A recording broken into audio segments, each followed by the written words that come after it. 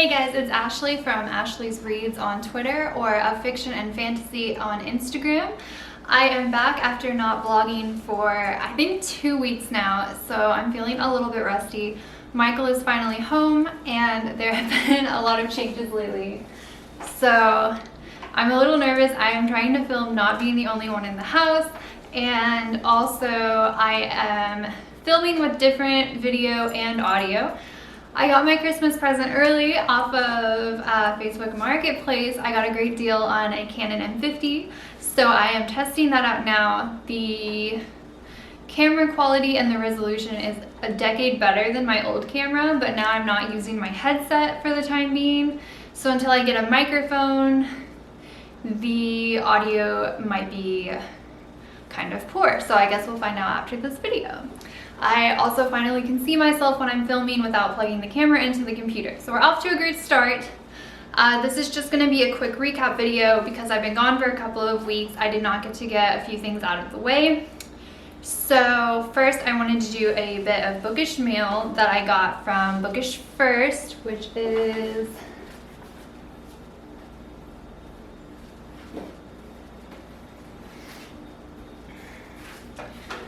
I won an ARC from BookishFirst, which I ranted about, I think, in my November TBR. Caroline is not amused by me vlogging outside of my office. See, I think this is what it gets. Oh, this is nice. Okay, so this is called Surrender by Marylee Macdonald. If you did not watch my November TBR video, this book is a memoir about the author's life. She was adopted, I believe, when she was only a few days old, and this is a story about how she grew up. She got pregnant as a teenager, and because she grew up in a strict household, she was not allowed to keep the baby and was sent off to like a teenager's, I forget what it's called. It's like a house where they send teenage girls to stay until they have their baby, and then they give the baby away for adoption. So this is the story about that, and then her trying to find her son decades later, and just all of the experiences and emotions that went along with that. So I'm super excited to read it. I really like the excerpt. So really, oh, it's signed by the author too. Oh my goodness. I've gotten an ARC or two in the mail before, but I've never gotten one that was signed, so that's awesome. And then I got a thank you card. It says, "I appreciate readers like you. Thank you, Marylee Macdonald." And it says, "I hope you enjoyed the book and that you'll take a moment to post an honest review." And then it has a link to her website. And it looks like, okay, it's like a page of mistakes that are in the advanced reader's copy and what it should say. That's actually awesome. I totally appreciate this. I've seen published books that could use pages like this. Okay, so that's really exciting. I've been waiting to get this camera so that I could film opening this. And I really need to open it because I think I need to ideally read this within the next week. And it is thick. It's a chunky, it just feels heavy compared to Black Buck. So that's fun. I have gotten a lot of reading done since 2 weeks ago. I read almost nothing this week except for last night. But I did read a lot the week before, and I'm gonna update you guys trying to get back into my daily vlogs later. So today I just want to tell you guys a quick recap of what I read in October. So you already know, if you watched my November TBR, that I did not get anywhere close enough on the Phoenix Writers Readathon or on the Trick or Treatathon TBR. So I really didn't follow the Trick or Treatathon anywhere near as well as I should have. I think I only made it through the first 2 prompts. So I'm just pulling up my TBR list for the Phoenix Writers Readathon because that's what I ended up following more closely and trying to anyway. Okay, so the first book, we'll do this in order of least to best just because there's only 5. I read Into the Void by Tim Lebbon. That was the buddy read with my friend Amber. That was the first Star Wars book in the timeline that the chronological timeline order that we've decided to try and read the Star Wars books in, although that may take me the rest of my life. So I read that one, and I really am a fan of Star Wars, but I was not a fan of this book. I finished it a few weeks ago, and almost nothing stands out for me to even tell you guys about. We follow, God, I've already forgotten her name. We follow the main character and her brother Day. It was Lannery. We follow Lannery and her brother Day as they are children in the past timeline and going on the path to become a Jedi. Well, they both split up because Day is presumed dead, and the present timeline starts out with Lannery finding out Day in fact might not be dead and maybe working for, I think, what they consider to be a cult, which I cannot remember the name of, but she is trying to hunt him down and presumably kill him, although she doesn't outrightly say it because I think she's kind of in denial for most of the book. She has an awesome sidekick called Trisana, and I thought that dynamic was fun. I hated how things ended for almost all of the characters. There really didn't seem to be any kind of conclusion to any plot or any character storyline or arc, anything at all. And I don't think, like, I know that some books end on cliffhangers, but I'm pretty sure that was the only book for these characters, at least to my knowledge, because the next book skips ahead to, I think, the 6th. So I gave it 2 stars. And that was generous, to be honest. I liked the narrator in the audiobook. I liked the sound effects in the audiobook. And I liked that it was an audiobook because it helped me to get cleaning the house for Michael to come home. But that was pretty much all that I enjoyed, besides the side character, Trisana, who really was the best character of the book, in my opinion. And I read Into the Void as the welcome wagon prompt on the Phoenix Writers Readathon because it was to read your favorite genre, and mine is fantasy. Although this was definitely a stretch because I don't prefer science fiction as much as young adult fantasy or fantasy that's more A Court of Thorns and Roses kind of fantasy than that. And yes, that was it for that one. The next one that I read was The Ninja Daughter by Tori Eldridge. I thought that the writing style was nice and snappy. It was quick. It was hard for me to read it because I wasn't in the mood for it. I heard that it was a good intro to thrillers from Tori because she knew that I said that I was kind of nervous to start a thriller. And I think that the author was very fun to talk to, and I was really excited to pick this up. I did this in a buddy read with another friend, Migi. But unfortunately, I didn't love the book. I think I thought it was going to be...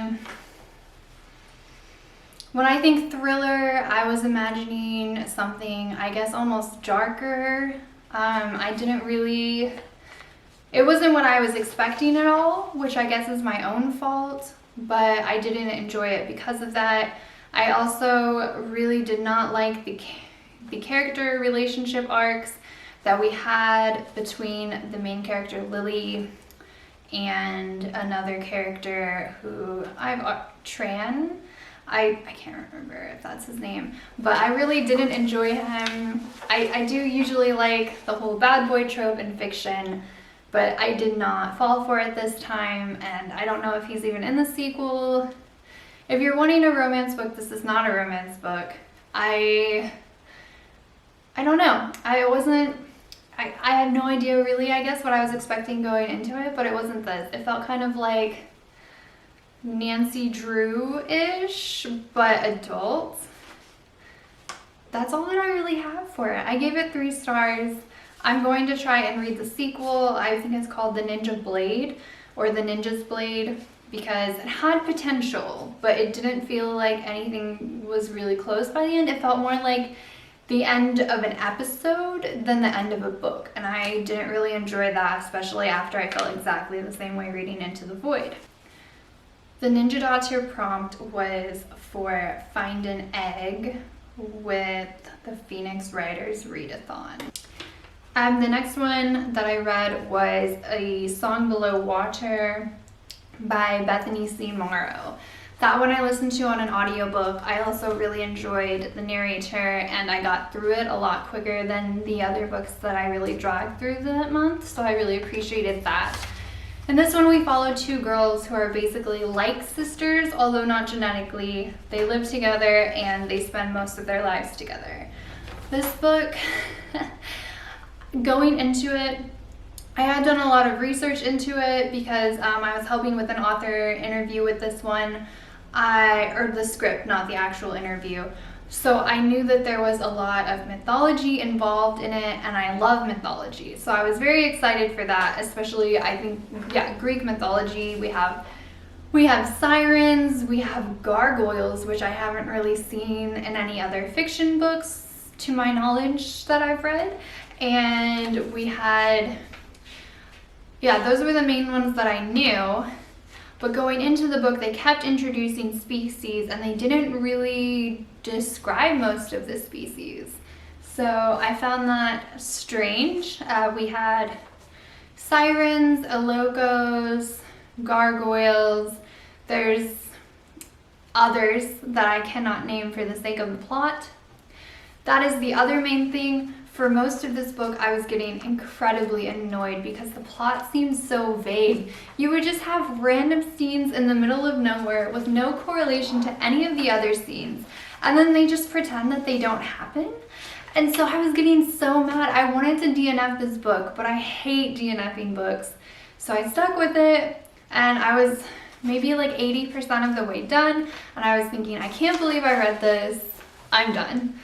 And then when you get towards the end, you find that this book is very much an unreliable narrator trope. So the reason that they don't describe most of the species is because, for example, Octavia, she is a siren, and she doesn't know anything about sirens because her parents didn't want her to.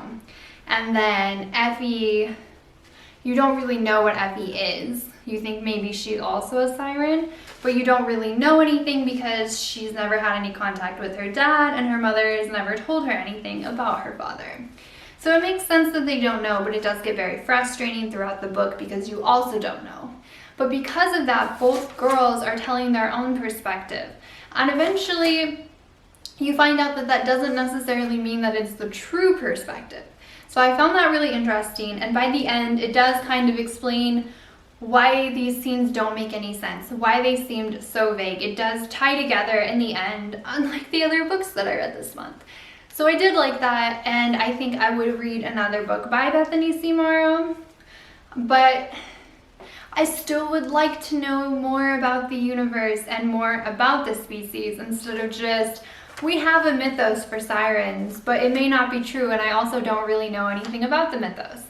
That did kind of bug me. But the rest of it I did like. I did like the characters, and the characters that we were meant not to like, I also kind of didn't like them as well, so it worked out. I gave it 4 stars. And then finally, for 4 stars, I read The Secret Garden, which, this is the copy that I talked about. I found that my grandmother gave me when I was a little girl that came with that little pendant necklace that I talked about. So I did not read this one. I read or listened to an e-arc or an audiobook arc of the new audiobook by Harper Audio that came out. It was beautiful. I had never read this before, even though it's a classic, and I've had this book all my life because I'm the worst. But it was really nice to listen to it. I wonder what I would have thought reading it as a kid. But I did really enjoy it. I would say it was my second favorite book that I had read this month, especially because it has like that sentimental memory attached. I felt like I made my grandmother proud by finally reading it, even though she probably would have forgotten about it a long time ago if she were still here. But I am really appreciative that I got the opportunity to have such sentimental feelings for the week. I really liked the magical atmosphere of the audiobook, like the wind chimes in the background, the birds chirping. I really felt like I was in the Secret Garden, and I really love audiobooks, and I've never listened to them before this year, so I was really grateful for that too. and I was really grateful to Harper Audio and the publishers for that audiobook, so thanks guys. I think that was from that was from NetGalley. Finally, the last one that I read, I totally forgot to tell you guys what these prompts were. So, A Song Below Watcher was Get to Know You on the Phoenix Writers Readathon, which was to read a book with a BIPOC author or an LGBTQ plus author, so that fit that prompt. And then the other one was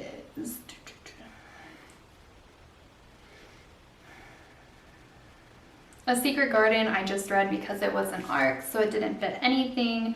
And A Song Below Watcher also fit the siren prompt on the Trick or Treat-a-thon. Finally, I read Crooked Kingdom by Leigh Bardugo, which I believe fit the vampire prompt for Trick or Treat-a-thon, which was to read a book with a love interest that you would not want to meet in a dark alley, which I felt applied to almost all of the characters as love interest. Crooked Kingdom is the sequel to Six of Crows, and that series has absolutely, without a doubt, been the best book series that I've read this year. I can't believe that I haven't read it sooner.